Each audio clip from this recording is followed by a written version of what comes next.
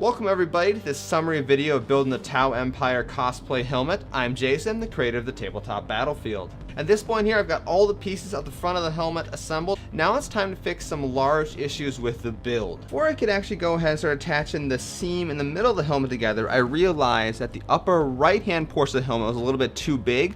So what I had to do is I had to kind of trace out on the inside using a permanent marker where the right side of the helmet needed to be cut down to, and then I went in and took some scissors and cut down the helmet. So sometimes you're all going to have to make sizing adjustments to these pieces to make sure they all fit together. So don't worry about having to do that at this point.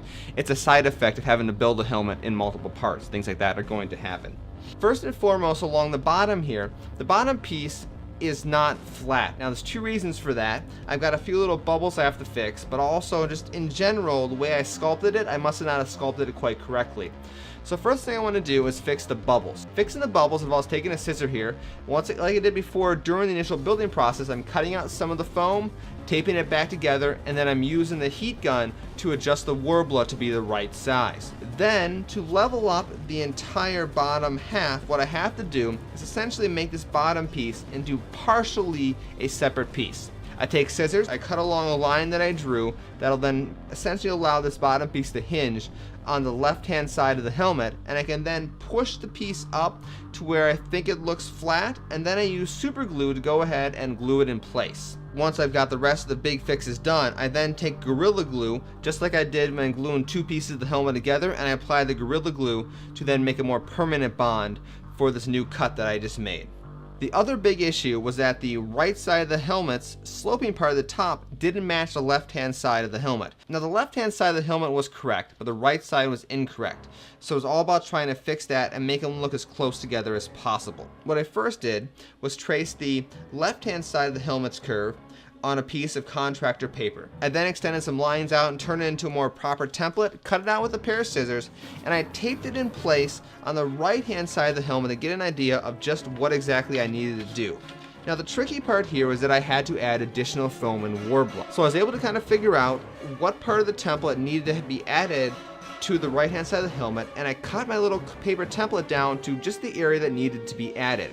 I then traced that template out on foam. I added a little bit of extra space on the right side of that piece so that I can connect with the piece of the helmet I still had there. And then using super glue, I applied a little bit to the bottom of that new foam piece from the new mini template, and I stuck it in place.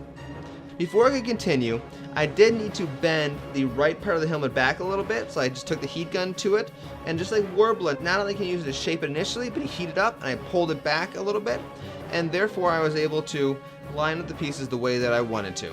To secure the new little piece of foam, I took some warbler scrap that I had laying around, approximated it to the right size, used my heat gun, attached it to the piece of foam as well as the existing piece of the helmet, just like I've done before, and that's going to do a pretty good solid bond. Later on I'll go in with some Gorilla Glue and put some in between those two pieces of foam there, and that'll make a more permanent bond with that particular seam. Finally, just to make the top of the helmet be even on the right and the left hand side, I had to go in and kind of approximate the slope of the left hand side along the top part of the top of the helmet. I drew a line there, and then I just cut it down with some scissors just so that we had a more or less symmetrical mask. It's not perfect, but it's plenty close enough for what you're going to be doing, and I think it ends up looking pretty good. So with that out of the way, that's how you address some of the major fixes you might run into when building this helmet or any kind of similar helmet for cosplay stuff.